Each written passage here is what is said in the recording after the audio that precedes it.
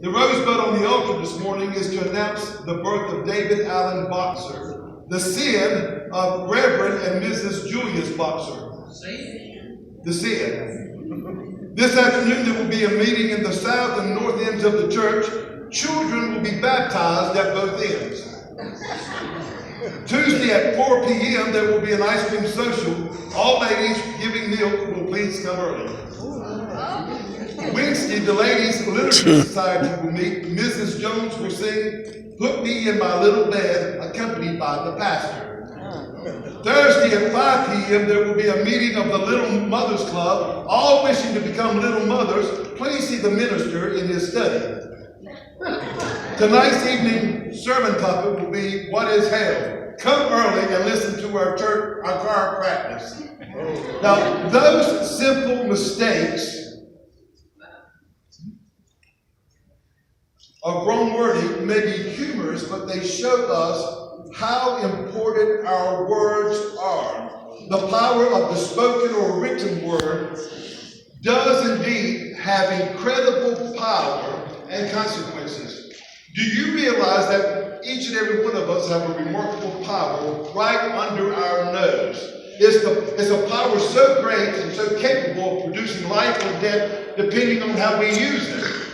The Bible tells us that our words are so powerful that we can bless or curse, encourage or discourage, hurt or heal, tear down or build up. Our words can even influence the way that we act and feel, as well as our attitude and outlook on life. That's right, but this powerful weapon is the tongue, and its ammunitions are the word that we speak. Your tongue has creative power. And here's what Jesus said in Mark 11:22. He said, and Jesus replied and said to them, have faith in God constantly. Truly I tell you, whosoever says to this mountain, be lifted up and thrown into the sea, and does not doubt at all in his heart, but believes what he says will take place, it will be done for him. For this reason I am telling you, whatever you ask for in prayer, believe, trust, and be confident that it is granted to you, and you will get it. Notice the words, the power of the words that we pray and that we say. You must believe that you receive what you ask for when you pray, Jesus said. By faith, you receive it when you pray. You must believe before you actually see it or you truly experience it. You must believe first, and then you'll see it, he said. Jesus told Martha at the tomb of her brother Lazarus in John 11:40, did not I say unto you that if you believe, you shall see the glory of God? It doesn't take any faith to believe for something that you can actually see. We're admonished to walk by faith and not by sight. It's when you are weak that you are to speak and believe that you are strong. Joel 3:10 says, let the weak say, I am strong. Now you think about this. Whatever you and I receive from God, everything that we receive from God, we receive it by confession. Our confessions, the words that we speak every day, determine all that we'll receive from God, whether it's our salvation, our healing, our deliverance, our peace, our prosperity. Knowing that, how much more should we avoid speaking words of doubt and fear and death and unbelief? Remember, life and death are in the power of the tongue, Solomon said. Your tongue is a tool, an instrument to glorify God, and not a toy to play with words, not realizing the power that is in your tongue.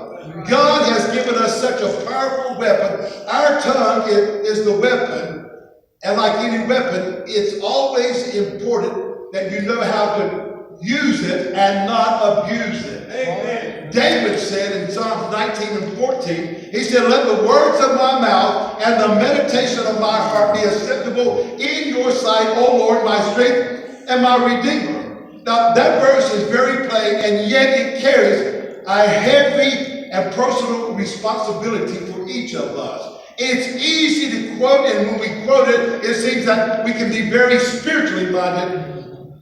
It's easy to quote, but living it out as a promise of God is not always easy. Now, I have to make a confession this morning. Confession is good for the soul, but it's very lousy for your reputation. And my first confession to you this morning is, sometimes my mouth gets me in trouble. I have a generic disorder known as cannot keep my mouth shut. I guess that's why I'm a preacher.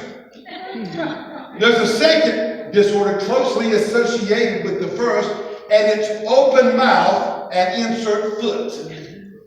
Now, if I think someone is just full of it, my arms begin to raise and flap in the air, and my mouth kicks in before my brain can calculate the possible damage.